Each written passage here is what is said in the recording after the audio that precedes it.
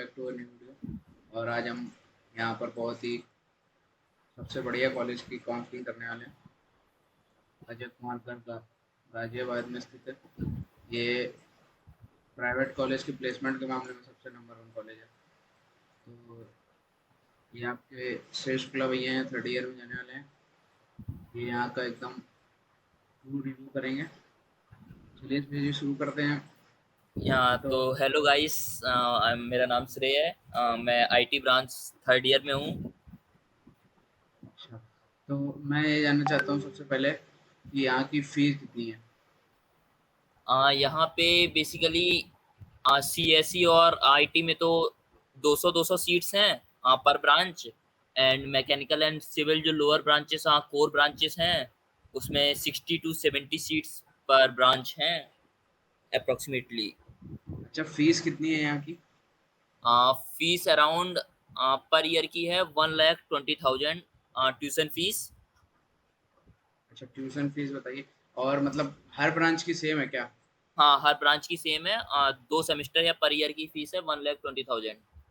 यानी कि फीस ठीक है, ज़्यादा नहीं है।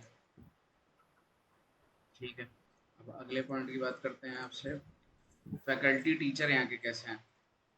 फैकल्टी तो काफ़ी अच्छे फैकल्टी हैं। Most of the 80 to 90% faculty PhD holders हैं एंड वेल प्रोफिशिएंट हैं। कम्युनिकेशन में कोई प्रॉब्लम नहीं है।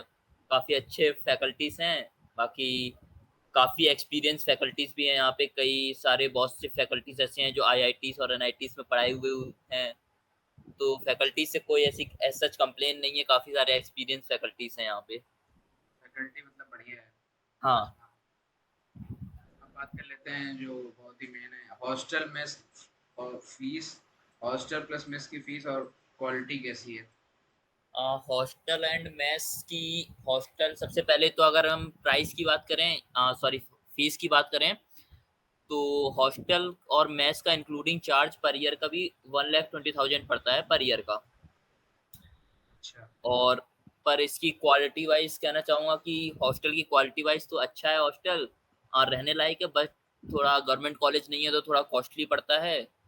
तो बहुत से अगर लोग सजेस्ट करना चाहें, अगर कोई लेना चाहे, तो इसके आसपास कई सारे पीजीज और फ्लैट्स बहुत रीजनेबल प्राइस पे अवेलेबल रहते हैं। तो मीन्स जो उसके अफोर्ड कर सकते हैं जो लोग, वो हॉस्टल जा सकते हैं। और जो जिसको जिनको अफोर्डेंस में कोई प्रॉब्लम है वो आसपास के पीजी या फ्लैट भी देख सकते हैं। अच्छा, पीजी और क्योंकि फ्लैट भी गाजियाबाद कितने रुपए पड़ता है। पीजी और फ्लैट का मोस्टली हॉस्टल से काफ़ी कम पड़ जाता है। क्योंकि एज सच पीजी और फ्लैट में से अगर फ्लैट 2 BHK ले रहे हैं तो 7-8 हज़ार के अंदर अंदर आ जाता है मंथली का खर्चा। और बाकी खाने का जितना रहना चाहें, जितना खाना चाहें, मेड का खर्चा वो अपना एक्सटर्नल। वरना 2 BHK और 3 BHK 8-9 हज़ार का गाजियाबाद में पड़ जाता है। तो रीजनेबल प्राइस पड़ जाता है, हॉस्टल से थोड़ा अफोर्डेबल पड़ जाता है। वरना हॉस्टल का मेस और हॉस्टल का खाना तो अच्छा ही है। बस थोड़ा अगर किसी को प्राइस या फीस की प्रॉब्लम है तो वो ले सकता है। अच्छा, खाना अच्छा है हॉस्टल का। हाँ, खाना अच्छा है। और मतलब जैसे बाहर 2-3 लोग साथ में मिलकर रहना चाहें तो रीजनेबल प्राइस पे रह सकते हाँ, रीजनेबल प्राइस पे पीजी और फ्लैट सारे अवेलेबल हैं। क्योंकि ये कोई बिल्कुल दिल्ली मेरठ एक्सप्रेस वे पे बना हुआ है कॉलेज। तो बिल्कुल एज सच अच्छी जगह बना हुआ है। तो काफ़ी सारे फ्लैट्स, काफ़ी सारी सोसाइटीज आसपास ही के एरिया में हैं। तो कोई हैं। अच्छा, प्रॉब्लम नहीं है यहाँ रहने की। मतलब खाना मेस का बढ़िया रहता है, हाँ। कोई दिक्कत नहीं है। हाँ। और फिर अगले पॉइंट की बात कर लेते हैं। यहाँ पे clubs and event and fest के बारे में बताइए फिर।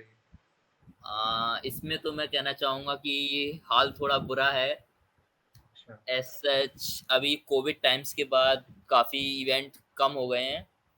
और अच्छा। होप सो हमें आगे देखने को मिलेंगे। पर अभी कोविड टाइम की वजह से अभी इवेंट बहुत कम करवा पा रहे हैं। अभी कुछ सिर्फ बेसिक सोसाइटीज़ के और जो इंटर कॉलेज फेस्ट हैं कुछ वही ऑर्गेनाइज हुए हैं। एज सच कोई बड़ा फेस्ट या फिर नहीं हो पाया। क्योंकि अभी पिछले 2 साल से तो कोविड की सिचुएशन चल रही थी। अभी थोड़ा कॉलेज थोड़ा प्रोग्रेस करना शुरू किया है। तो फ्यूचर में हो सकता है कि कुछ ऐसे फेस्ट देखने को मिले। पर अभी कुछ प्रीवियस सालों से फेस्ट की कंडीशन कुछ खास नहीं है। क्लब्स के बारे में पूछना चाहता हूँ, जैसे रोबोटिक्स क्लब्स होता है, डांस क्लब होता है। हाँ, क्लब्स यहाँ पे सारे हैं। एज सच क्लब्स 2 टाइप में बटे हुए हैं, एक टेक्निकल सोसाइटीज और टेक्निकल क्लब्स हैं। और ओके। दूसरे कल्चरल सोसाइटीज़ और कल्चरल क्लब्स हैं। तो बेसिकली जो मेन क्लब्स हैं वो 3rd ईयर में बच्चे ले सकते हैं। तो ओके।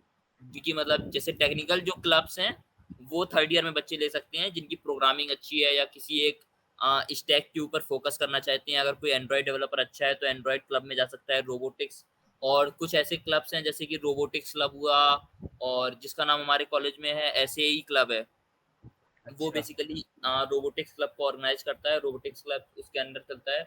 तो काफ़ी सारे सीनियर्स उसमें इन्वॉल्व हैं, उसमें रिक्रूटमेंट 2nd ईयर से स्टार्ट होता है। कई सारे जो कल्चरल क्लब्स हैं या कल्चरल सोसाइटीज़ हैं, वो 1st ईयर में के 2nd सेमेस्टर में रिक्रूटमेंट करती हैं। जैसे ताल हुई, गूंज हुई, वर्ब हुई, फैशन सोसाइटी है, ताल जो है डांसिंग सोसाइटी है। काफ़ी सारी सोसाइटीज़ हैं, सोसाइटीज़ और क्लब्स की कोई प्रॉब्लम नहीं है। अच्छा, मतलब सही है। इवेंट फेस्ट भी मतलब हो सकते हैं आगे और हों। और हाँ, फिलहाल अभी बस फिलहाल भी तो होते ही होंगे थोड़े बहुत तो। हाँ, कुछ होते हैं जैसे अभी ये रिसेंटली अभी एक आज़ादी का अमृत महोत्सव हुआ था, उसपे एक फेस्ट ऑर्गेनाइज़ करवाया गया था। लास्ट 1 या 2 मंथ पहले एक फेस्ट हुआ था। मीन्स अभी बस वो कोविड टाइम्स के बाद जब ये अभी स्टार्ट हुआ है, तो उसके बाद धीमे-धीमे सब स्टार्ट हो रहा है। अच्छा, फेस्ट का ग्राफ जो है थोड़ा नीचे आ गया कोविड की वजह से। हाँ। ठीक है, ये पॉइंट हम समझ गए कि क्लब्स बहुत सारे हैं और फेस्ट भी होते ही हैं, इवेंट मतलब तो होते ही रहते हैं। हुँ। ठीक है, अब बात कर लेते हैं कुछ फैसिलिटीज़ के बारे में कि जिम है यहाँ पे कि नहीं है? हाँ, कॉलेज में इंटरनल हॉस्टल के अंदर एक जिम दिया गया है, हॉस्टल के बच्चों को और जिम वेल फर्निश्ड है। मोस्टली सारे इक्विपमेंट्स प्रोवाइडेड हैं, जो कि एज़ सच बहुत हाई लेवल के इक्विपमेंट्स नहीं है, पर एज़ सच जो डेली नीड्स या एक नॉर्मल इंसान को चाहिए होते हैं, उतने लेवल के जिम के इक्विपमेंट्स अवेलेबल हैं जिम में। और वाईफ़ाई है कि नहीं? हाँ, हॉस्टल में वाई-फाई अवेलेबल है अच्छी स्पीड्स के साथ। अच्छा, और ये रूम कैपेसिटी के बारे में जानना चाहता हूँ, मतलब कितने लोग रहते हैं एक साथ? हॉस्टल में एक रूम में 2 लोगों की स्पेस है। जी। एंड कुछ हॉस्टल जो हैं एक हॉस्टल 5 फ्लोर का है और एक हॉस्टल 2 हॉस्टल 2-2 फ्लोर के बने हुए हैं। एक हॉस्टल 3 फ्लोर का है, तो हॉस्टल भी काफ़ी हैं, सफिशिएंट स्पेस है हॉस्टल में और अच्छा। पर रूम 2 बच्चों के लिए अलॉट है। कुछ हॉस्टल एक हॉस्टल है जिसमें कि पर रूम में 3 बच्चे भी रह सकते हैं, वो शायद 2nd ईयर को अलॉट होता है। अच्छा, तो तो ये बस जानना चाहेंगे। सिंगल सीटर हॉस्टल अवेलेबल नहीं है, 2nd सीटर, डबल सीटर और ट्रिपल सीटर हॉस्टल अवेलेबल है। अच्छा, ठीक है। कैंटीन के बारे में जानना चाहूँगा, जैसे कॉलेज की कैंटीन है कि नहीं है? हाँ, कॉलेज में बेसिकली हर ब्लॉक की एक अलग कैंटीन है। जैसे कि सीएस की एक अलग बिल्डिंग है, तो सीएस की बिल्डिंग के अंदर एक सीएस की अलग कैंटीन है। मैकेनिकल की बिल्डिंग है, तो मैकेनिकल के अंदर मैकेनिकल की अलग कैंटीन है। हॉस्टल के अंदर हर एक हॉस्टल में अपनी इंडिविजुअल कैंटीन है, तो अगर मतलब बच्चों को अपने हॉस्टल से कहीं बाहर भी ना जाना पड़े, अगर जो चीज़ की रिक्वायरमेंट है, उनको वहीं मिल जाती है। और अगर किसी दूसरी कैंटीन में जाना चाहें, तो वो भी फ्री है। यानी कि अगर किसी सीएस का बच्चा मैकेनिकल कैंटीन जाना चाहता है वो भी फ्री है, पर मतलब हर एक ब्लॉक में अलग कैंटीन सेपरेट दी गई है, तो हर एक चीज़ एकदम जगह पे अवेलेबल है, तो कोई अच्छा, जैसे हॉस्टल की कैंटीन में क्या खाना ही मिलता है और वो सामान भी मिलता है क्या? खाना मिलता है, डेली यूज़ की चीज़ें मिलती हैं, बुक्स हुई और सोप हुए, शैम्पू हुए, जो भी मतलब डेली नीड्स की हॉस्टल में रिक्वायरमेंट्स हैं, वो सारी चीज़ें मिलती हैं। बुक्स रिलेटेड स्टेशनरी वगैरह सारा सामान मिलता है अच्छा, और मतलब बेसिकली एक तरीके से हॉस्टल अगर लिया जाए तो बहुत सही रहेगा हॉस्टल। हाँ, सारी और सुविधाएँ। दूसरा कॉलेज स्टेशनरी के लिए एक लाइब्रेरी में भी एक अंडर कॉलेज के ही अंडर एक लाइब्रेरी में भी एक स्टेशनरी की शॉप है, उसमें 99% सारा स्टेशनरी का सामान कॉलेज के अंदर ही अवेलेबल हो जाता है। अच्छा, एडमिशन काउंसलिंग तो एकेटीयू के थ्रू होता है? हाँ, एकेटीयू के थ्रू होती है, तो अभी एक एग्ज़ाम अब तो ये एकेटी यूपीएससी का एग्ज़ाम खत्म हो गया यूपीटीयू का, तो जी, अब जेईई तो जो मेंस के रैंक थ्रू। हाँ, जेईई मेंस के बेसिस पे अब इसकी काउंसलिंग होती है। ये जानना चाहूँगा, ओपन बेस पे भी एडमिशन होते हैं क्या यहाँ पे? ओपन बेस पे कुछ सीटें अवेलेबल रहती हैं, जो कि कॉलेज की जो बोर्ड में हाई परसेंटेज है अप्रॉक्स 85 टू 95 के बीच में, अच्छा, उनके थ्रू एंटर करवाई जाती हैं। और मतलब आप समझ रहे होंगे कि कुछ डोनेशन लेके भी एडमिशन होते हैं क्या यहाँ पे? इसका तो नहीं है, जहाँ तक कोई लगता है कि डोनेशन से अच्छा, तो नहीं होता है, अच्छा, क्योंकि मतलब कॉलेज परसेंटेज से भले ही होता है। प्राइवेट है पर रेप्यूटेड कॉलेज में आ गया है, क्योंकि अब प्लेसमेंट इसकी काफ़ी अच्छी हो गई है। अच्छा, अच्छा, बिल्कुल। फिर अगले पॉइंट की बात कर लेते हैं। लाइब्रेरी है कि नहीं यहाँ पे? हाँ, लाइब्रेरी है, वेल फर्निश्ड लाइब्रेरी है। अच्छा, लाइब्रेरी है, बहुत सही। लाइब्रेरी होना क्योंकि एक अहम पॉइंट है। अब बात हुँ? कर लेते हैं यहाँ की लैब्स के बारे में। लैब्स कैसी हैं जैसे? लैब्स बिल्कुल एसी फर्निश्ड सारी लैब्स हैं, हर एक ब्रांच के लिए, हर एक सब्जेक्ट के लिए अलग लैब्स हैं। कोई भी एक सब्जेक्ट हो, प्रोग्रामिंग हो, उसके लिए अलग लैब है, इलेक्ट्रिकल की अलग लैब है, मैकेनिकल्स की सारी अलग लैब्स हैं। मैकेनिकल की लैब्स 3D प्रिंटर वगैरह से लैस्ड हैं, इलेक्ट्रिकल की लैब्स जो भी रिक्वायरमेंट्स हैं इलेक्ट्रिकल स्टूडेंट्स के उनसे इक्विप्ड हैं। हर एक बच्चे के लिए एक अलग पीसी, इंडिविजुअल पीसी अवेलेबल है सीएस की सारी लैब्स के अंदर। अच्छा, मतलब हर चीज़ है। हाँ। ठीक है। अच्छा, ठीक है श्रेय जी, अब बताइए कैंपस एरिया कैसा है यहाँ का? कैंपस एरिया अप्रॉक्स 40 टू 50 एकड़्स में बना हुआ कॉलेज है, तो काफ़ी अच्छा एरिया है। और ये कैंपस पूरे गाजियाबाद के सबसे बड़े कैंपस में से एक है। गाजियाबाद के अंदर जितने भी कॉलेज हैं और अच्छा, एकेटीयू के अंदर मोस्टली जितने कॉलेज आते हैं, सबसे बड़ा कैंपस इसका है। 40 टू 50 एकड़ में फैला हुआ कैंपस है। जैसे कि आप यही समझ सकते हैं कि जब हर एक ब्लॉक अलग अलग बना हुआ है, मैकेनिकल ब्लॉक अलग अलग बने हुए हैं सारे ब्लॉक्स कॉलेज के अंदर। जैसे कि आप जी, अगर गूगल करना चाहें तो कुछ फोटो देख सकते हैं कॉलेज की, तो वेल काफ़ी अच्छा मतलब सफिशिएंट एरिया है। जी, सही बात है। मतलब काफ़ी बड़ा कॉलेज है। और जैसे हाँ। इधर-उधर जाना हो तो कैसे जाएँगे? इधर उधर मीन्स कहाँ पे? जैसे मान लीजिए कॉलेज से सब इधर कहीं जाना है, मान लीजिए बाहर जाना है, वैसा कुछ? तो मेन कॉलेज बिल्कुल हाईवे पे बना हुआ है, अच्छा, और बिल्कुल जस्ट दिल्ली बॉर्डर पे है, तो 20 रुपए का ऑटो करके डायरेक्ट मेट्रो मेट्रो से कहीं भी जा सकते हैं आप, पूरा दिल्ली फ्री है आपके लिए। अच्छा जी। तो अब रीच बात की कर हुई लेते हैं। 10 या 15 किलोमीटर दूर रेलवे स्टेशन है, और अच्छा, आधे घंटे की दूरी पे दिल्ली मेट्रो है। अच्छा। तो अब बात कर लेते हैं स्पोर्ट्स फैसिलिटीज़ के बारे में, कैसी हैं यहाँ की?